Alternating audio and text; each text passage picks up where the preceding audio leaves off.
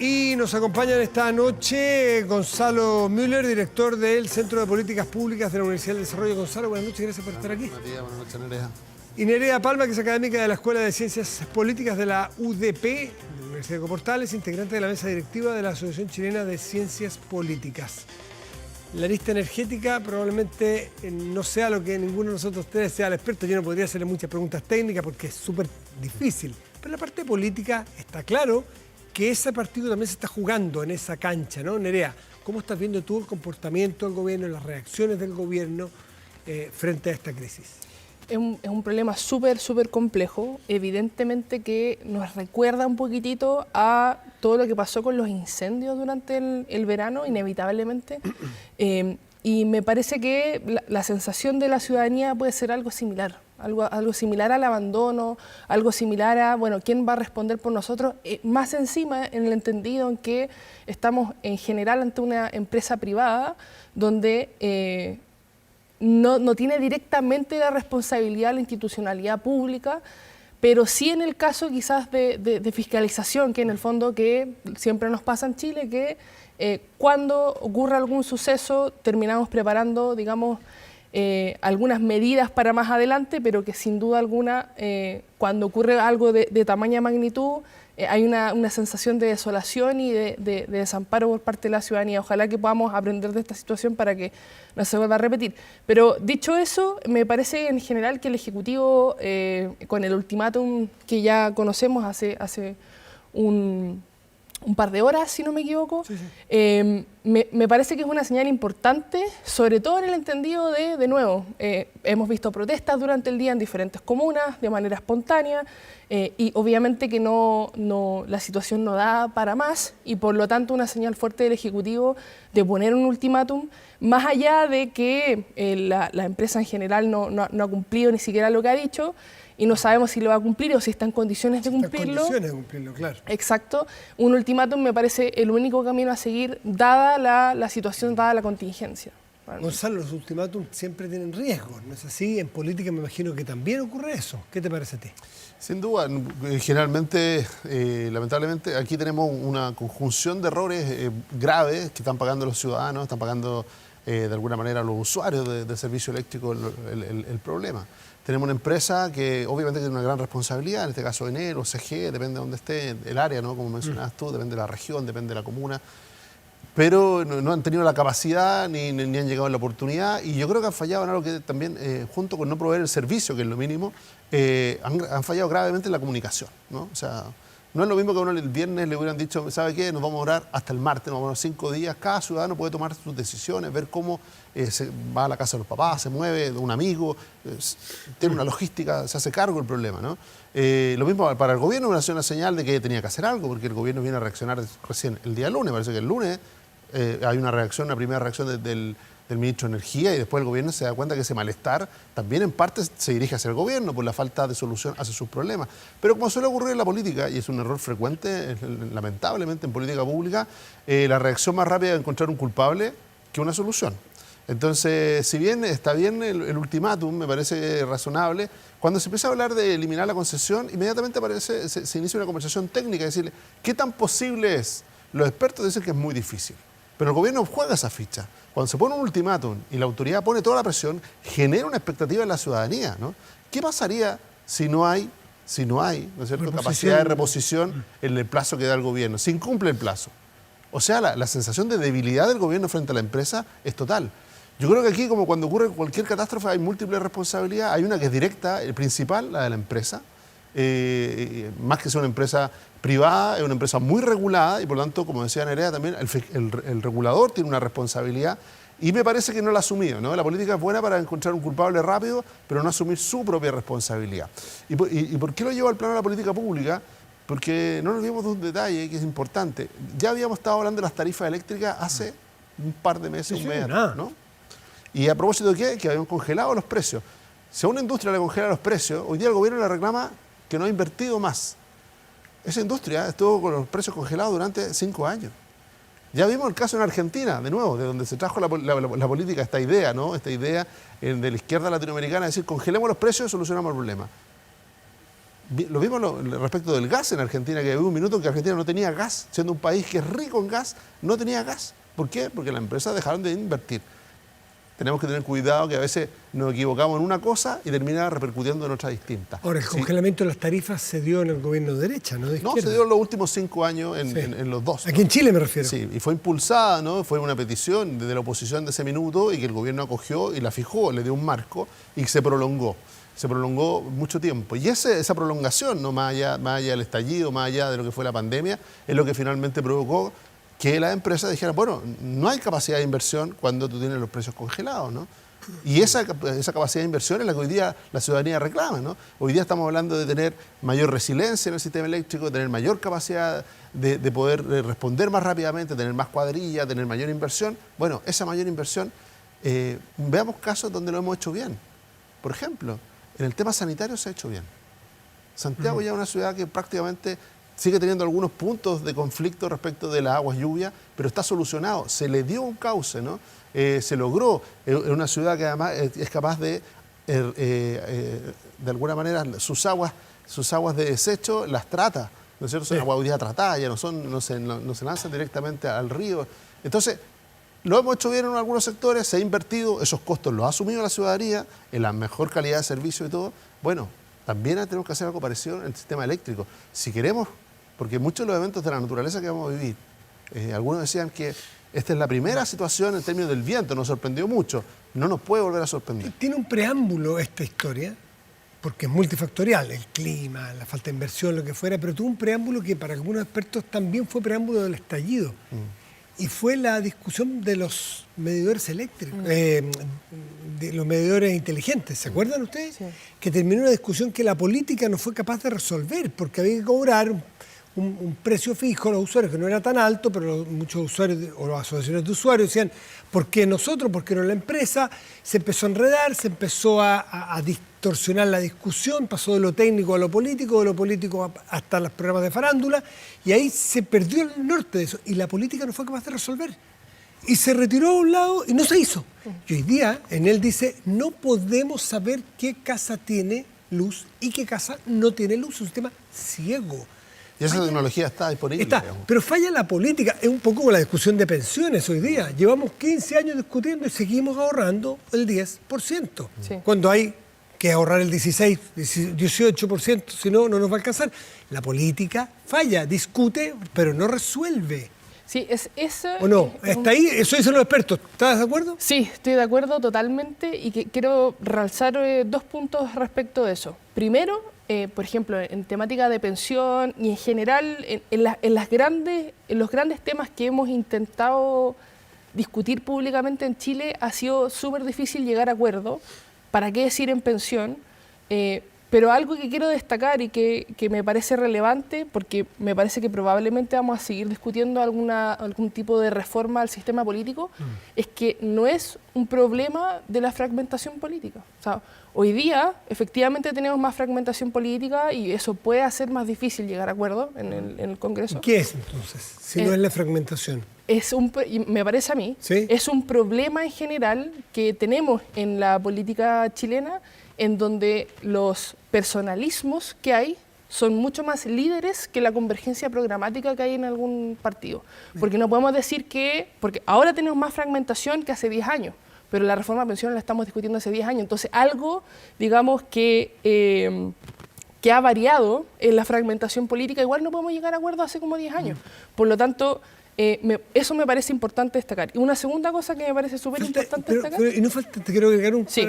¿No faltarán liderazgos que sean capaces de, en los momentos en que está revuelto el gallinero en un sector determinado, diga al líder, a ver, vamos por aquí?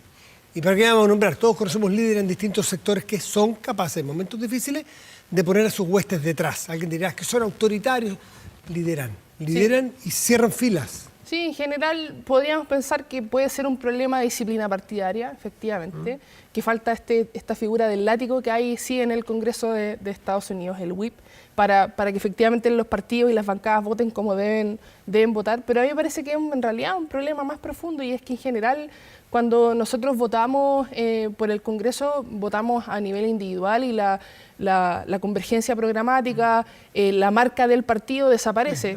Entonces, en el fondo, nosotros le rendimos cuentas de forma individual a los políticos del Congreso más que al partido. Entonces, eso es algo que quizás deberíamos resolver y obviamente que esto, estamos hablando ahora del conflicto que tenemos con la luz, pero me parece que en realidad es un problema mucho más grande que lo podemos hablar a otros temas. ¿Se da en otras partes, en otros sectores? Yo te puse los medidores, te puse las pensiones, la falta de resolución. Sin duda. Yo creo que la falta de acuerdo es algo que es evidente. Yo creo que estoy parcialmente de acuerdo con él aquí, no estamos porque yo creo que sí, la fragmentación ha ayudado a eso. Es mucho más difícil ponerse de acuerdo entre 20 partidos que están en el Congreso que si hubiera 4 o 6 partidos, ¿no? Sobre todo porque no hay que olvidarse un detalle, la fragmentación, uno de los efectos que tiene es que produce la competencia lateral, ¿no? Y por lo tanto, si yo me muevo, rápidamente el otro puede ocupar mi lugar. Un partido que sea muy parecido al mío, ¿no? Y tenemos un segundo fenómeno, que la multiplicación de partidos lo que ha provocado es de que tenemos muchos parlamentarios que han estado en 2 o 3 partidos en los últimos 10 años. O sea, prácticamente se van moviendo los de acuerdo a... ¿qué le llaman? Claro, yo no ¿Se le llama? Ese es el nombre técnico. Es el nombre técnico, no es una opinión. Matías, sí, de la ciencia política lo va a validar también. Nerea, sí, es correcto. Tiene una connotación negativa. Sí, la tiene, pero sí se llaman, ¿no? Tránfuga. Sí, el transfugismo político. Sí. Sí, pero es un fenómeno también asociado a lo mismo, ¿no? Porque cuando hay tantos partidos, el parlamentario dice, bueno, yo tengo los votos y si mi partido no me quiere llevar, voy por otro. Aparecen los fenómenos de que muchos se transforman en independientes. ¿Cuántos de los independientes que vamos a ver en las elecciones de octubre tienen para atrás 20, 30 años de militancia en partidos? Y resulta que ahora en la elección son independientes. Porque no les dieron el cupo. O porque les convenía, o porque les da una flexibilidad de ir por uno, ir por otro, o ir por todos. Eso es lo que ha desordenado y es una dificultad obviamente importante, porque cuando hablamos de disciplina legislativa, recordemos, eso está asociado a partidos fuertes. Y hoy día los partidos, producto de la fragmentación y producto de la indisciplina y producto de estos fenómenos, se han ido debilitando fuertemente. Ahora, la paradoja es que el día que estamos hablando de la imposibilidad de negociar y llegar a acuerdos, se ha llegado quizás el mayor acuerdo del último tiempo en materia de pensiones. Hoy, pero no vamos a entrar en ese tema porque nuestra invitada después de eso, pero se ha llegado en el Senado, en la Comisión de Trabajo, con el gobierno, a un acuerdo para sacar adelante con tope enero desde la Comisión del Trabajo una sentidísima reforma. Ahora no sabemos cómo va a salir, pero hay, me acuerdo. Es un primer paso en la forma, ¿no? Es decir, cómo lo vamos a tramitar. Exacto. Y que tenga un plazo cierto para tramitación, claro. Lo que es muy bueno. Ahora, sobre la forma es lo que no hay acuerdo, ¿no? Sí. La forma, o los contenidos, porque la forma legislativa sí se quedó, pues. Por último, hay un poco más de certidumbre. Pero yo lo hago por poner la mitad del vaso lleno. Sí. O sea, sí. Hoy se logró un súper acuerdo entre oposición y gobierno. Que la política se ponga a plazo siempre es bueno. Sí. Pero los quiero llevar a propósito del desorden. Por ahí me quedé pegado en lo que dijo Gonzalo para cambiar de tema, porque el desorden que ha provocado el factor Venezuela en nuestro país, y no por la variable migración, por la variable política, ideológica, tema de derechos humanos, en fin, todo lo que hemos visto en los últimos casi 10 días ya. ¿Cómo sienten ustedes que les ha golpeado al gobierno? El presidente ha subido la apuesta cada vez más. Reaccionó el día 1, pero sigue reaccionando, diciendo hoy día que lo que diga un presidente de partido no es lo que más le importa o no le importa tanto. Sí. ¿Cómo lo ven ustedes? Refiriéndose al Partido Comunista, ni más ni menos. Exacto. No a la UDI. Sí, bueno, lo primero que hay que tener en consideración es que de las dos, entre comillas, posturas que existen, los resultados de Venezuela son legítimos versus los resultados de la elección de Venezuela no son legítimos, tenemos evidencia solamente de un sector, que es los resultados no son legítimos porque hay evidencia de las actas en donde se indica que el resultado, que hay, digamos, papel para demostrarlo, es irreversible en favor de la oposición. 66-30 aproximadamente en favor del candidato González Urrutia. Entonces, desde ese punto de vista, no tenemos ningún tipo de evidencia que nosotros nos haga pensar que quizás Maduro efectivamente ganó la elección. Y por lo tanto, de eso se desprende que, primero, decir, ¿cierto?, o cuestionar esta evidencia que existe es muy, digamos, irresponsable. Salvo que tú pusieras datos en contra, dije, mire, el suyo es malo, usted es un tramposo, mire, Pero no hay datos para contrastar datos. Exactamente, ese es el gran problema y por lo tanto me parece muy irresponsable reconocer el resultado de la elección de Venezuela y por tanto muy responsable no solamente el presidente Boric, sino que en general algún sector de la izquierda latinoamericana en general, algún sector, ¿cierto?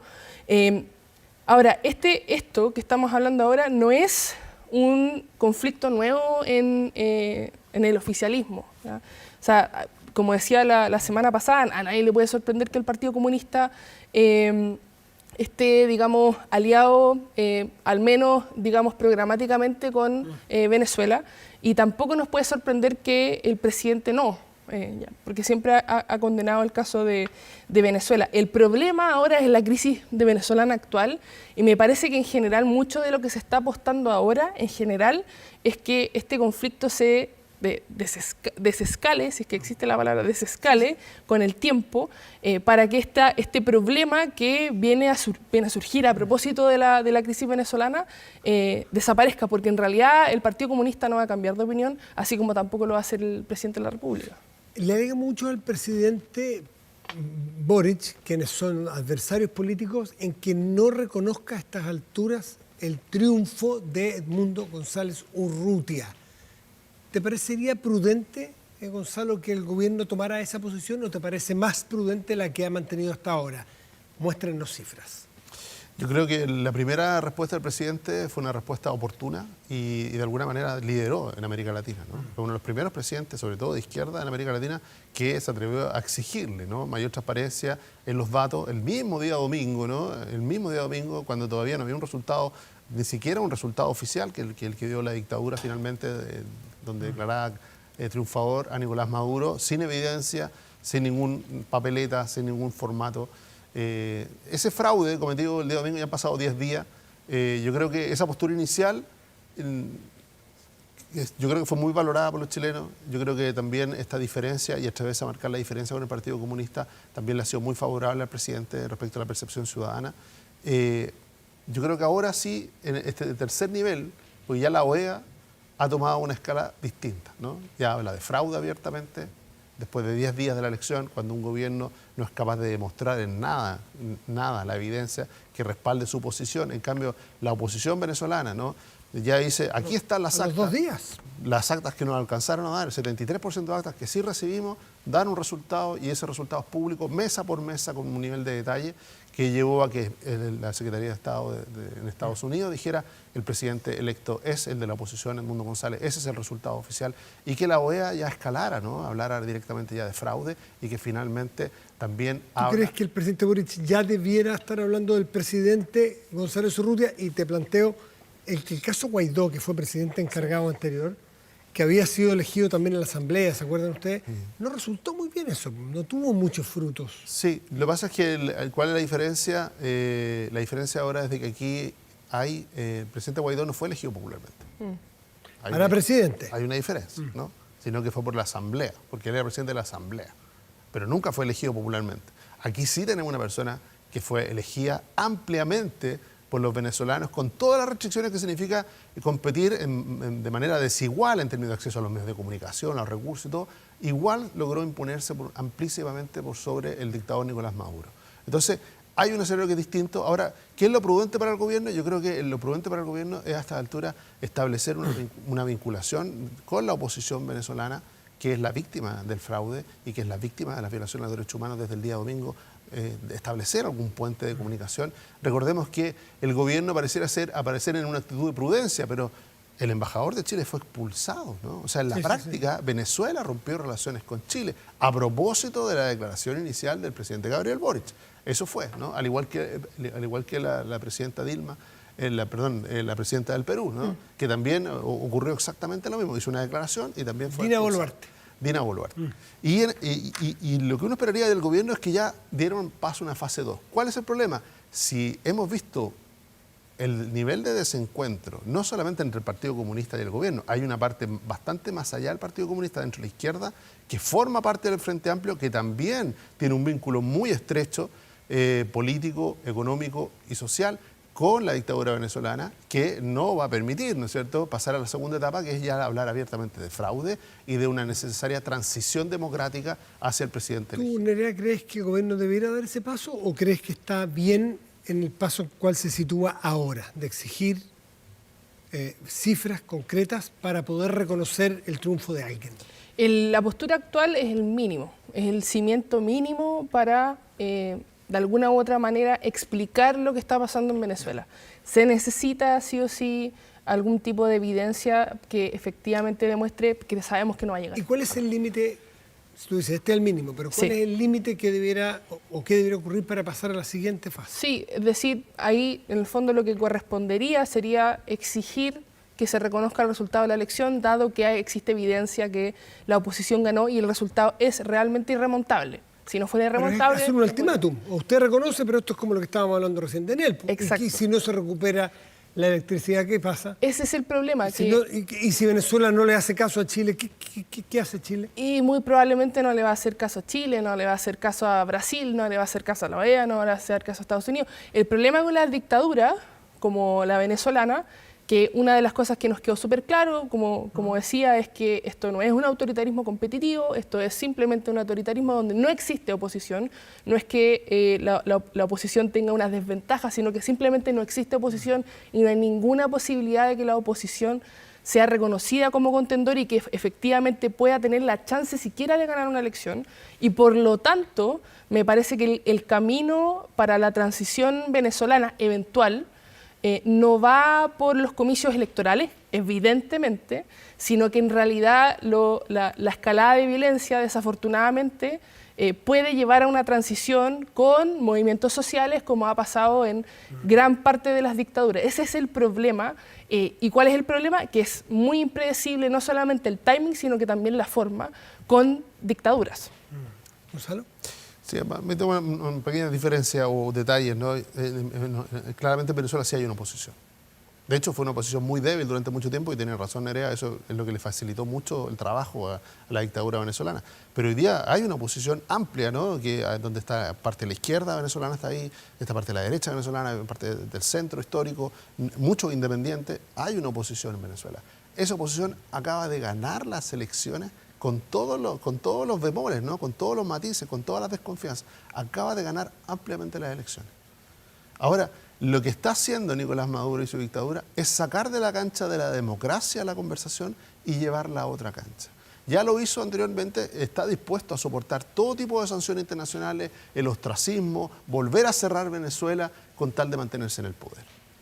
Y eso es lo que estamos viendo, que por eso quiebra relaciones con Chile, quiebra relaciones con Perú, está demostrando que está dispuesto a tomar acciones de aislamiento, también a nivel internacional, lo mismo con la OEA, lo mismo con el resto de los países, lo mismo puede ser con Estados Unidos, ¿no? Está dispuesto a tomar ese tipo, enfrenta a quien lo cuestiona y está dispuesto a aislar a su país. Ahora, las consecuencias de eso las vimos, ¿no? Sí. Son dramáticas para el pueblo venezolano y la advertencia es clara.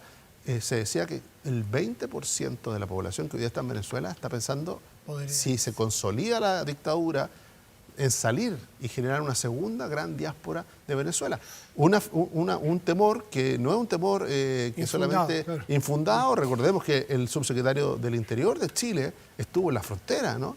Validando de qué manera se podía enfrentar esta segunda gran oleada. Nos queda un de minutito y ustedes se fueron, como es natural, a Venezuela, porque el problema está ahí. Pero yo los traté de hacer mirar por un segundo, porque nos queda la relación dentro intragobierno, donde la situación se ha puesto muy tirante. ¿Puede pasar a otra etapa usando los mismos términos, ustedes creen, o esto va a quedar aquí? Sí, un pequeño asterisco. Cuando digo que no hay oposición en Venezuela, me refiero a la noción de DAL de democracia, de participación-oposición. No hay derecho a oposición en No Venezuela. las dejan ser. Exactamente, a eso me refiero.